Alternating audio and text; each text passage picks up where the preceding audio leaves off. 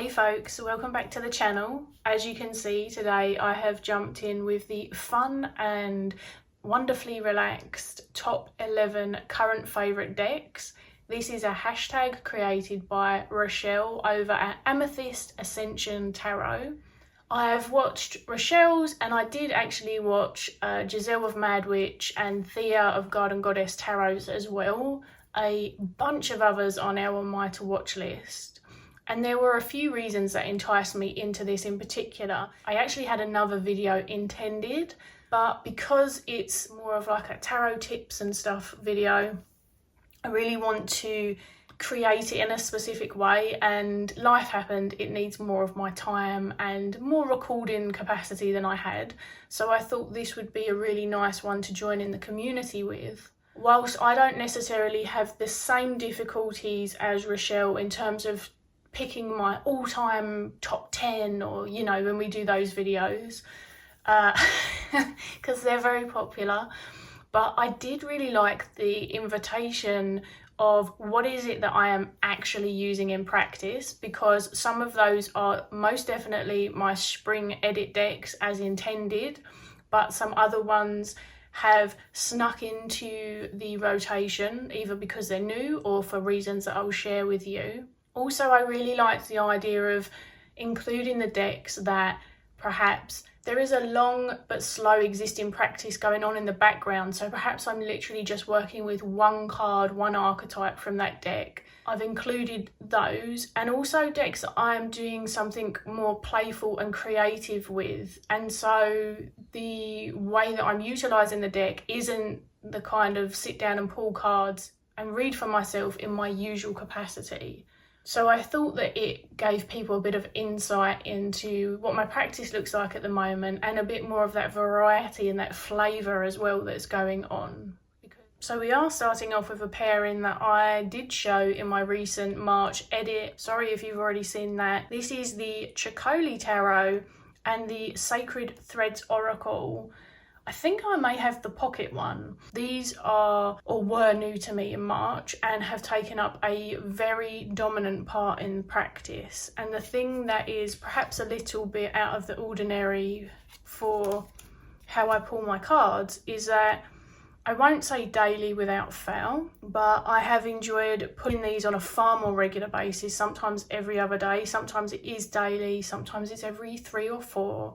But I've been sitting at the altar for as long as I can muster, just getting into a bit more ritual again. Because I got them at the same time, I just decided to pair them together, and honestly, I've really loved the way that the Sacred Threads actually does what it says. It threads into the narrative of the tarot cards. The 𝗕𝗿𝗄𝗎 is not a very traditional looking deck in any sense of the imagination, and so I wanted to spend time with the 𝗕𝗿𝗄𝗎 on a one-on-one kind of basis, hence only one tarot card. That's not predominantly how I read, unless I am doing a really sort of quick and fast daily pull. But I just love them, and how perfect is this, and the mirroring that can go on between these as well, or the mirroring that we can see in them anyway, because I do acknowledge that a lot of the time it's the meaning that we make or we see, but I love the idea of entangle and these two beings being entangled, sort of wrapped around each other, and then the spider's web as well for that idea of entanglement. And then we've got the keyword create here as well, which creativity in the cup suit feels like kind of where I'm at the moment. Whilst it's something that I also definitely assign to the wands, there is something about the emotive layers of creativity and the imagination. So I am just eating these two up. They're just so good together. I love how these sort of ethereal colours again are mirrored here. It's not just about the mirroring for me. I know I talk about that a lot at the moment, but it just seems to happen to me a lot when I pull cards. Again, not to echo too much of what I said in my March readings, but I have been grieving, and these two feel like they've met me really beautifully in that space as well. It's been a nice gentle way to ease into the 𝗕𝗿𝗄𝗎, which has invited me into some very interesting and somewhat, not quite confronting, but certainly there's been a level of challenge about some of the things that I'm meeting myself with just based on the one card. And then, as I say, these two really sort of like nuance in the direction of that. So loving these two together at the moment, but I am going to take the 𝗕𝗂𝗄𝗧 out and put my other one in. So the other pairing and my third deck is the Fallen Angels Oracle. And really this is quite a nostalgia deck for me, which is always a little bit difficult to explain to people because I do still work with the beings as well. Not always in such a dedicated way though. It really depends why I've come to the deck, of course. But I think that just in the way that the spirit of this deck has unfolded, and not the spirits that it's representing, but the spirit of the deck as a whole, has been a lot more soft and still playful, still a little tricky, but just a lot softer than I had anticipated. And it's really funny the intentions of the way that you're going to work with something versus how it sort of unfurls over time. I don't always read oracles and oracles, but sometimes I do, and I really love these two together as well. I couldn't really tell you why. It's not exactly that they match art style, although I do feel like there's those sort of colour tones, mostly very earthy sort of colours as well, and rich without being like oversaturated contrast. I do feel like that sort of brings in something nice with the different styles. My brother and I actually went off on a wander into a local graveyard to me, which I've been wanting to go in for some time, but it's actually really in view. And so we went and we had a bit of a photography session in terms of just taking pictures of the wildlife and the graves. We cleaned some of them off so that you could see them properly, just hung out with the spirits, looked at the wildflowers growing and the trees, you know, spoke the people's names, who some of them were from like 1700s.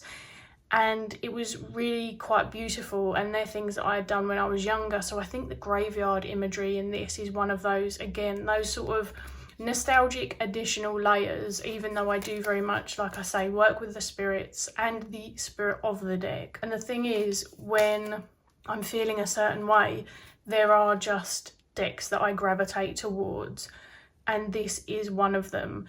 I don't find the challenging words lack comfort, because that's just the array of human experience, human emotion, that kind of thing. So I suppose in that as well, it all feels very versatile. Those two oracles in particular, and they feel rooted in an earthly practice, but not just of nature, but in presence of the spirits and things like that. So I feel like they complement my practice really well. Moving into one of my spring decks, this is the Wild Unknown Archetypes, and this one has been in my new altar space, which I have been just luxuriating in. So the card I've actually got at the moment isn't in the deck because it's on my altar, which is the 𝗕𝗄𝗄. And this one has ended up being one where I'm working with the archetype just one at a time, and for sometimes several weeks actually. So just artistically, these are my version of spring. And a friend recently said to me as well, it's sort of like moody spring, which usually is how spring is here. When we traverse from winter to spring, it's kind of wet and yeah, a bit gloomy usually in the UK, but currently it's having like a weird unseasonal sunshine moment, which I'm not going to moan about. I also, you know, have the usual concerns about the environment. But anyway, this is just a go-to. It feels like a nice way to use archetypes, metaphor, symbolism, the sort of the poetry of symbols and how we relate with them, which is something that many people probably know I'm just really into. And it's kind of fun for me to have a round deck, actually. It's a bit novel. I'm not massively into strangely shaped decks. I didn't keep the hexagonal one. I think that's the alchemy one. But yeah, aside from being a little too large for my hands, this is this is beautiful, and I like to spend time sort of, I wouldn't call it quite meditating, but in somewhat of a meditative state with the artwork as well, especially when it's trippy like this. Next up we have the Weaver's Oracle, which the current card that I'm working with again is actually in my altar space. It's in my little section that's dedicated to Freya, and that is the Wild, so Shaman Weaver of Meadows. That's who I'm working with currently. I've just finished several months of working with a different weaver, and sometimes I do have a break from working with them, but when we moved in and had a lot of stuff going on, at least I did, it proved to be a really timely deck. And so the way that I like to work with this one is to sort of live through some of the ritual, either ones that the cards alone or the words in the book inspire, or perhaps even some of the ritual that's actually spoken to in the guidebook. It really depends on the card what kind of invitation it is. The one that I had pulled out previously actually spoke to a death ritual, which was very timely because I had only just found out that my aunt had died, and I had instinctually pulled out some things for a sort of a ritual and an honouring and a goodbye just at my own altar. And very synchronistically, when I then read the book, some of those sort of tools and ingredients were included in the discussion, which was kind of surreal. So I've showed you some of the cards because I'm just going to show you the book. So part of the experience of using this for me is actually reading the guidebook. That's not a common thing for me, not because I'm anti-guidebooks, but I have often said, you know, I like to have a really good guidebook, but I don't want to rely upon it. Much to my surprise, I do still get quite a lot from the artwork and the names on the front, but this is intrinsic to the way that I currently work with the weavers. And so I read these sometimes out loud as well to just really immerse myself in it more. I read all of this, and then if I haven't already had something spring to mind, there might be certain things that pop up in here. They spoke about drumming in this one, for example. I can't really drum at the moment because of my body. They did speak about otters and aligned this particular weaver with those, and because I work with animals through my animal gnosis, that's something that I have then added into the practice. And I was thinking about actually a ritual that involved water's like quite thematic in this, as well as the meadows, inspired by what I have read in this. Even though it doesn't sort of discuss the thing that I'm thinking of, I will then do some rituals with it. And this one in particular, it felt like a lot more of a light-hearted way to approach some ritual and just be at my altar after doing a lot more heavier workings. So it was quite timely actually. So I love this book, and it is part and parcel to why this is one of my favourites at the moment. As some people know, this was on my spring deck list. So it is the Curious Cat Club. And again, some people might have the indie version of this, so then it probably has a different name and a different box. But anyway, this little deck, I work with one person in particular. It's a great little playing card meets oracle. I feel like there's actually a lot that you can do with this style of deck, and I'm not sure I would have necessarily thought about it had I have not had this one. I've definitely got more playing cards off the back of having this.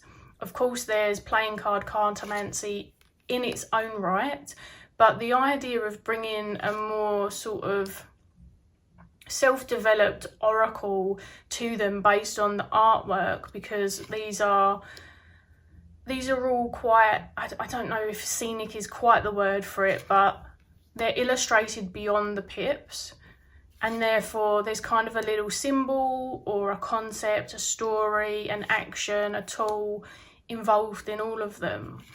And because of the way that I use it, it's a really interesting way to honour someone who's no longer here. Also to just have some nostalgia about the things that they used to enjoy doing. But again, it's a fun and quirky little approach to including concepts into ritual ideas, like, you know, where is it? Okay, well, it's in nature, nighttime. Like, I go quite abstract with this. I don't really feel like there's a wrong way to use any deck, but certainly with this one, I don't really utilise the little guidebook at all, although it is a lovely addition for people who are new to it and sort of, I guess, wetting their feet. But I love it, and it's cats. These are my flower decks, at least they are pretty floral. This is the Flower Oracle by Broccoli Mag and all of their wonderful creators that are involved in this. And this is the Antique Anatomy, the mass market ephemera edition. And I have spoken about these two as a pairing to length. So kind of wondering what else I can tell you other than they are in my spring deck collection, and they incorporate a lot of the things that I enjoy: colour work, numerological, pippish type readings, the beautiful spring to summer kind of bounty that is flowers in their full bloom, for the most part anyway. And I find this to be quite a neutral deck in particular. I'm not sure that I would necessarily call this neutral because I haven't thought about it oracle wise, but because of the selection of keywords, it always has that versatility. I just love them together, to be honest. And this one has been one that I've come to for a little bit more of a sweetened reading. It kind of, I don't know, it's making me feel like Bumblebee vibes. Like, this is when I'm searching out that sweet nectar, which I'm not saying I don't get from the other decks. One of the things is not only the spirit of each deck, but how I relate to the artwork, what it makes me feel like, and what I invite myself into, and therefore how I kind of read for myself with it. Look at the blue coming up here. The poet, composition, imagination and play for the Wands King, and then the Coins Queen. What an interesting contrast between the two of those energies as well. Like a very rooted fire, which actually is something that I would love to embody more. I have also been using the Antique Anatomy with another deck, which will perhaps give you less kind of repetition fatigue. So maybe we'll move on to that one, but yeah, I just love these. So I absolutely adore the smell of honeysuckle in the season as well. Like, when it gets, I want to say really ripe, something quite like, I don't know, it's delicious, but it also gives me a bit of a youthful, it takes me back somewhere, but in a nice way. So adding into the mix Woodland Wardens instead. I have been using this on its own as well, but one of my things that I wanted to do this year was use this more as intended as an oracle, because a lot of the time I had been using it for visual representations for our animal gnosis readings, and then getting to spend a bit more bonding time with the Woodland Wardens, which is actually such a good oracle deck for any and all approaches that I want to come to it for. Definitely need adaptability in tower moments, and here we have one of my most common significators. So kind of not surprised by those three together. Fox is one of my most familiar animal companions. Hoping the sound of my partner walking around the house doesn't come through. Filming at home with people at home, am I right? I don't know why I love these two together, other than to say there is a spaciousness, which is a word that I fall back on time and time again. Sometimes I do feel a little bit like a broken record.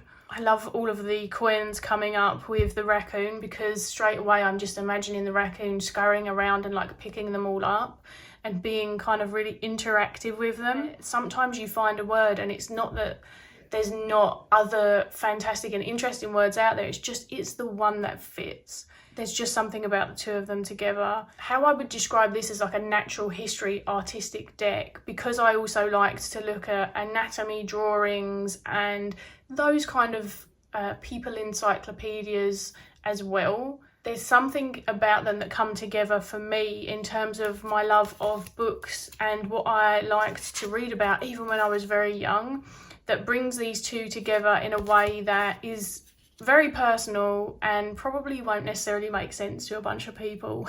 So what do we have here? We have the Four of Cups with protection, and then the Ace. Lovely, especially with skunk and magnolia. Because the great thing about skunks is, whilst they do have that ability to protect themselves in the way that kind of everyone speaks about, like, don't want to get sort of gassed out by a skunk, it's really their last point of call. The other emotional displays that they go through in their behaviour and stuff before they get to what is perhaps a more obvious physical act sort of comes in waves. So that's how I like to think of those together. This is more a curiosity pairing, as it were. Yeah, they're all upside down. I'm not really coming to this with a theme in mind. I'm doing more general readings with these ones and then seeing where I naturally flow into from what I'm seeing, where my intuition takes me, you know, all of that good stuff. So some of the others I've kind of assigned more specific workings, whereas this one is just take me where you want to take me and I will follow. So that's been a fun mix up from some of the others. So this is number 10, I believe, and the reason I'm showing you this pot is because the pot was also by the creator, and this is actually where they sit on the desk that I am filming on right now, just over there. There is a love for these in particular, but there's also a proximity thing that has ended up making them one of my favourites, but this is exactly why I set them up this way. So I have them in a little jar just off to the side, and then if I want to, I might just split them and pull a couple of cards this way. I might even add them to an existing reading over on my altar space, or I might just pull myself a couple and see where it takes me. If anyone's curious, they are all RE words. I don't know that this deck's in print, by the by, just in case anyone asks, but it's called the Here and Now Oracle. And my love for this deck is a love of language. I love language, even though I'm dyslexic. I think my sort of being forced to practice spellings and pronunciation and stuff as a kid and really try and get a hold on it through years and years of studies as well. Well, hold on it as much as anyone can, help myself with it would have been a nicer way to say it. It's actually made me really passionate about them, and I do love a thesaurus. I am such a nerd. I don't have the best use of language still, I don't think, but I admire it and I find it fascinating. And the fact that these are all RE words, just deliciousness. So I love having this accessible because whilst it's pretty much only me that's touching it, there's something about having it out in your space in that way that I feel like forms a different relationship with decks. And so this is my current kind of pick a little card, pick a fun message, pick a word to focus on, you name it.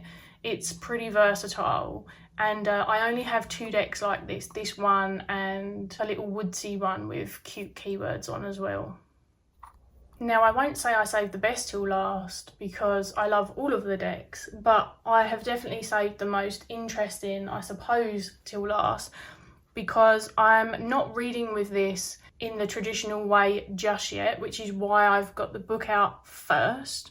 This I have finally come back to. I believe this was like a 2021 deck. There was stuff in the world, and consistently since, but it was quite a time, and I had a lot going on privately as well and in my body, and I didn't feel like I was very inclined to the whimsy and playfulness of this particular deck, even though the creator has brought to life something that's just very kind of unique and a lovely play on sort of like legacy games, I believe is what they're called. So this is called the Legacy Handbook. I didn't touch it, and I kept having the best intentions over the last couple of years, and then we kept having to move and stuff.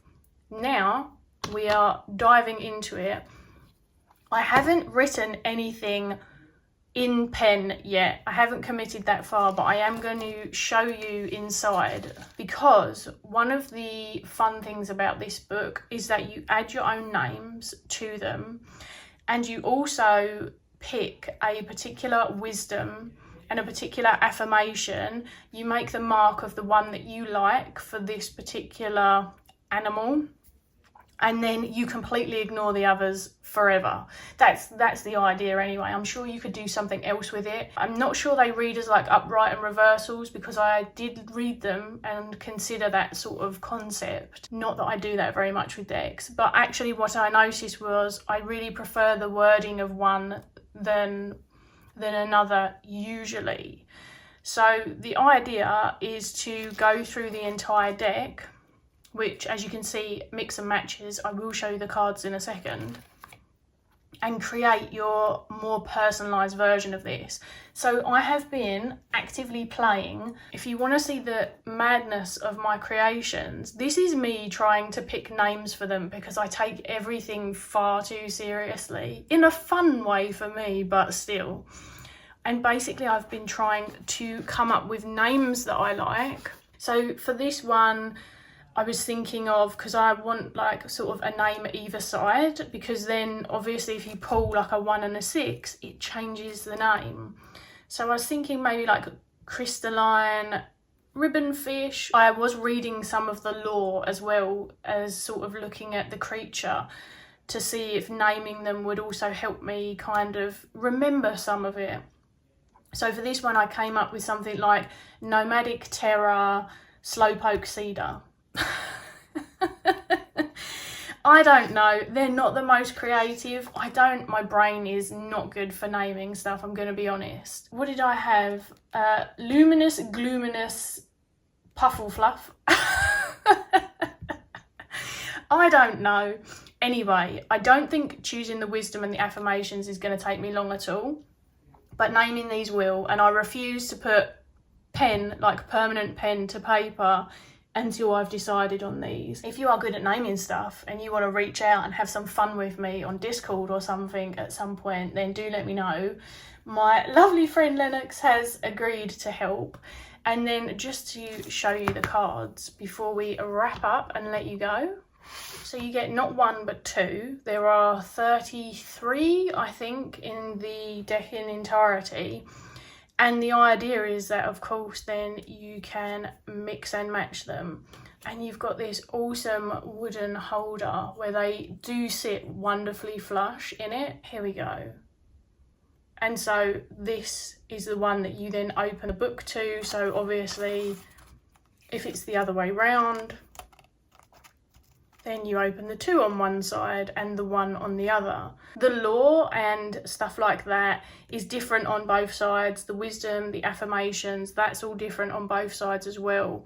So whilst there is obviously a similar flavour, because it's the same animal when the animals meet up, it gives you a little something different depending on whether it's the front or the back. And basically you get to make all these fantastic and wonderful little creatures, which is just the best time.